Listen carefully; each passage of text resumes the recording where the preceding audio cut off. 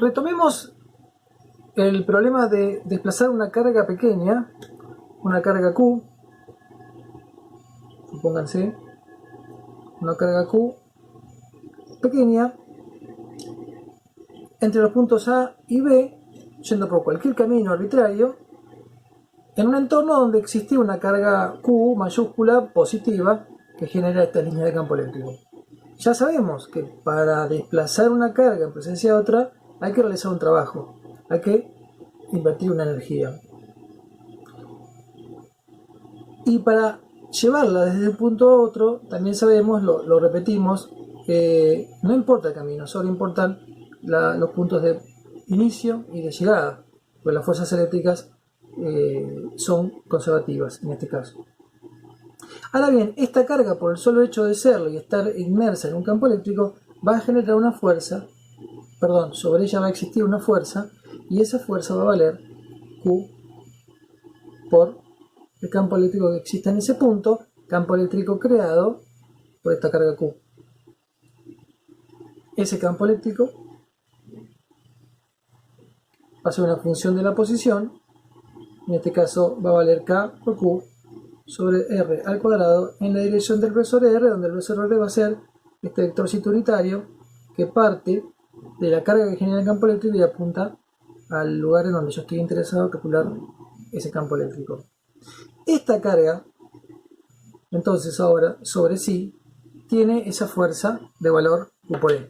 Pero yo, en todo momento, mientras la desplazo, tengo que hacer una fuerza antagónica, y esa fuerza antagónica vamos a llamarla F. Y al ir llevando la carga desde un punto a otro, voy a tener que ir venciendo, voy a tener que ir invirtiendo, voy a tener que ir trabajando en función de lo que me diga una expresión que para todos es conocida ya. Esa expresión nos habla de que cada vez que yo me desplace un pequeño diferencial de camino o de trayectoria, hay una pequeña energía o un pequeño trabajo, y ese trabajo, en el caso de la persona que está o de la gente que está llevando la carga desde A hasta B, va a ser el valor de esa fuerza por el coseno de un cierto ángulo θ por la magnitud del desplazamiento que está desarrollando. Bueno, F, ¿quién sería aquí? Fíjense que esto en realidad es la versión abierta ya del producto escalar entre el vector F y el vector diferencial de desplazamiento. Así que estas dos son intensidades ya. F es esta fuerza que estoy dibujando aquí en rojo, y dl será en cada punto donde yo me encuentre el pequeño diferencial de camino que va a ser tangencial al camino en sí. En este caso, supongamos, me parece que el diferencial de camino va a ser este. El coseno del ángulo entre la fuerza y el desplazamiento es este. Este será θ.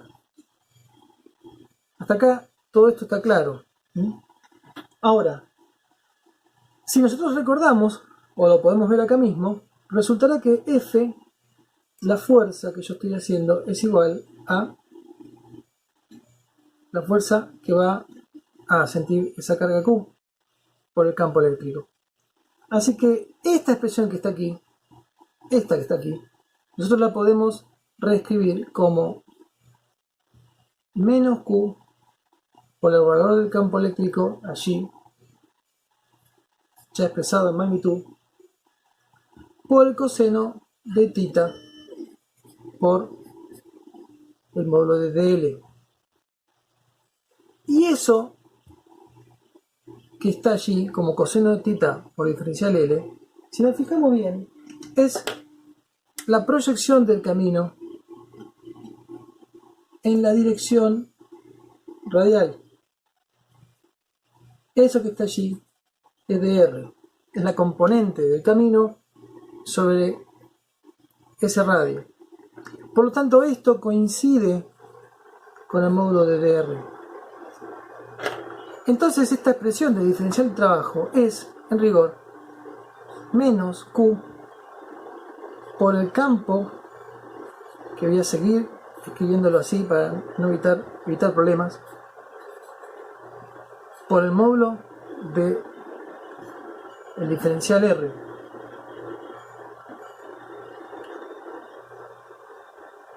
Y si yo quiero calcular el trabajo para ir desde el punto A hasta el punto B, lo que tendré que hacer es ir sumando cada una de estas contribuciones, que por momentos serán nulas, por momentos serán positivas, por momentos serán negativas, en función de cómo sean las orientaciones relativas en cada caso. Pero esto en todo caso es menos Q por la integral para ir desde A hasta B del módulo del campo eléctrico por diferencial R. Que si lo queremos escribir ya pensando en que campo eléctrico es en función del radio, y ya tengo la variable escrita como corresponde, y estas son magnitudes, o sea, son números que yo ya puedo integrar, yo ya puedo sumar, en realidad lo que vemos es que el trabajo para ir desde A hasta B será menos Q por la integral de E por dr entre los radios RA y RB. No lo estoy escribiendo como vectores, porque para mí en este momento lo estoy tomando como magnitudes. ¿Quién es RA y quién es RB? Bueno, RA será, por ejemplo, la distancia que hay desde la carga hasta el punto inicial, y RB será la distancia radial desde la carga hasta el punto B. A medida que yo me desplacé a lo largo de todo este camino, es que como si me hubiera estado siguiendo un radio que va siguiendo en todo momento la distancia. Por eso, cuando uno plantea el trabajo necesario para llevar una carga desde un punto A hasta B, finalmente termina equivalente a realizar esta integral de menos Q, la carga que estoy transportando, por la integral del campo eléctrico en su proyección radial. Resolviendo esta integral para este caso en particular, ¿qué nos quedaba? Nos quedaba que directamente el trabajo para ir desde A hasta B era menos Q por la integral que se hace entre el radio inicial y el radio final del campo eléctrico, que es K por Q, la carga que genera el campo eléctrico, sobre R cuadrado, por diferencial R. Y esto es igual a menos K por Q de prueba por la carga que está generando el campo eléctrico, por la integral desde R sub A a R sub B de 1 sobre R cuadrado. Esta integral, no los quiero aburrir, pero esta integral finalmente termina dando menos 1 sobre R para especificar entre RA y RB, y es lo que termina dando K por Q chiquita por Q grande por 1 sobre RB menos 1 sobre RA. A ustedes les dejo las cuentas básicas de aplicar barra o aquí y luego el signo menos que terminando esta expresión. ¿Qué ocurre? Estas cargas ahora tienen su signo correspondiente. Si yo ahora estoy jugando con cargas que son negativas, bueno, pues aquí habrá un signo más, un signo menos, dos signos menos. Ahí habrá que ver qué pasa. Todavía más, si yo ahora quiero calcular en realidad el potencial para ir desde un punto A a un punto B, que eso sería el potencial en B menos el potencial en A, eso termina dando K por Q por 1 sobre RB menos 1 sobre RA.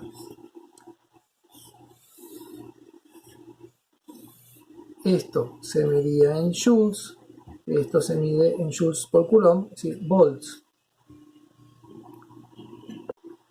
Pero ¿qué pasaría si yo estoy haciendo todo esto y ahora la carga que estaba generando el campo eléctrico es una carga negativa? Bueno, pues ahora, si la carga Q fuese negativa, ese signo menos impacta en la expresión. Entonces podríamos tener, no lo aconsejo, pero podríamos tener una expresión alternativa para cargas negativas que daría K por Q, en donde yo ya a Q le ingresé el signo menos, por eso no está presente aquí, y esto va a quedar, como todos ustedes están sospechando, va a quedar con la posición invertida respecto de esto, pero porque acá Q ya estuvo considerada que es negativa. ¿Hay que hacer esto? ¿Vale la pena hacer esto? ¿Es necesario? Yo considero que no es necesario. Lo único que tenemos que tener en mente es que para cuando nosotros calculamos una variación de potencial, que vamos desde un punto A hasta un punto B, directamente hacemos K por Q, la carga que genera el campo eléctrico en cuestión, y la información de los puntos de llegada y los puntos de partida. Que bueno, si ustedes quieren venir desde infinito, A va a valer infinito, entonces el radio que vincula a A va a ser 1 sobre infinito, y el potencial absoluto, ¿se acuerdan? Va a quedar, de acá ustedes pueden deducir que el potencial en un cierto punto, ahora potencial absoluto, es decir, referido al infinito o referido a nuestra referencia, le va a quedar K por Q sobre R. ¿Se acuerdan de esto? Ahora bien, si esta carga que yo estoy calculando es positiva, pues es K por Q sobre R. Pero si la carga en la que estoy trabajando es una carga negativa, pues entonces ese signo menos va a venir aquí y esto va a quedar como potencial negativo. En otras palabras, esta es la única expresión que funciona, que sirve, o esta. Y nosotros luego veremos si algebraicamente la carga que está generando el campo eléctrico, contra la cual hay que luchar, si es una carga puntual, por supuesto, pero esto se aplica a cuerpos cargados, será positiva o negativa.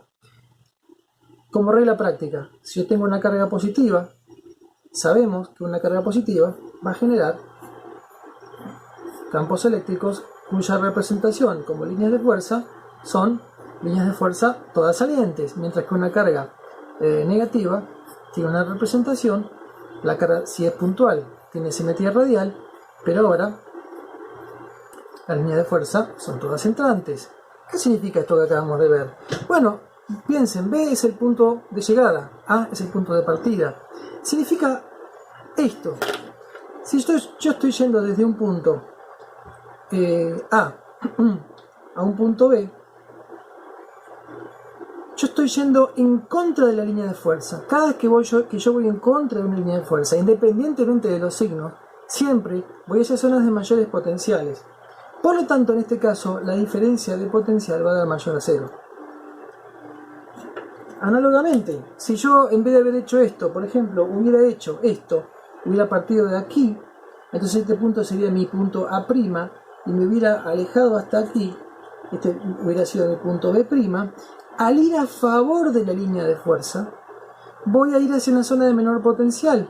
Por lo tanto, mi RA y RB van a ser conjugados de tal manera que la diferencia de potencial va a ser negativa. La diferencia de potencial va a ser negativa porque este potencial va a ser menor que este. Si lo quieren más matemáticamente hablando, porque yo ahora, esta distancia va a ser mucho más pequeña que esta distancia RB. Entonces este término va a pesar más.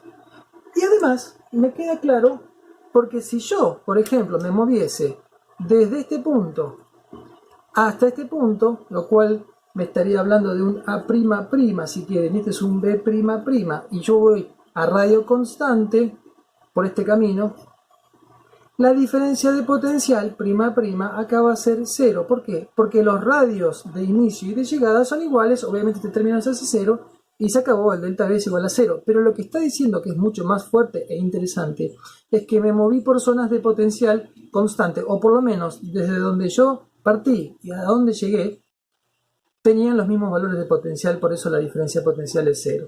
Agrego, así después no tengo que andar haciendo cosas raras con el editor de video, que delta B ahí sería delta B', ¿no? ¿Cómo se ve esto en el caso de la carga negativa?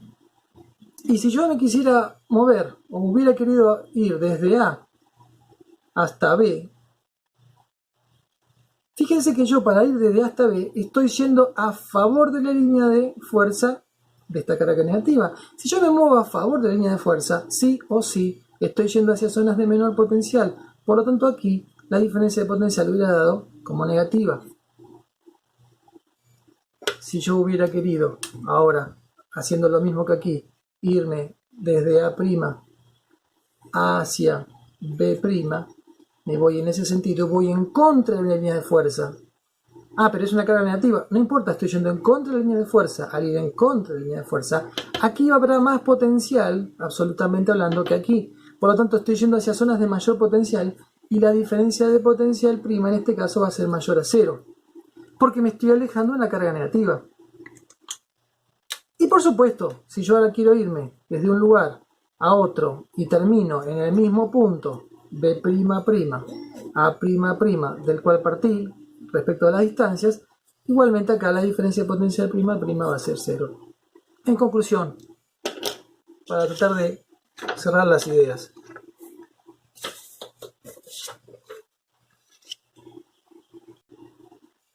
escribir que la diferencia, escribir esta ecuación así como está, o haberla escrito como a veces la vemos, como menos q por la integral del producto escalar del vector E y el producto escalar L, para ir desde un punto A a B, es análogo, es equivalente, y de aquí llegamos a una única expresión de la energía o del potencial, y esta única ecuación se la puede terminar interpretando en términos energéticos, como vimos aquí. Toda vez que yo me vaya en contra de una línea de fuerza, voy hacia zonas de mayor potencial, como quien está escalando una montaña. Pero eso es independiente de si estamos trabajando con una carga positiva o una carga negativa, ¿vale? Como una regla general. Por eso quería hacer este pequeño video para aclarar las ideas. Gracias por escuchar.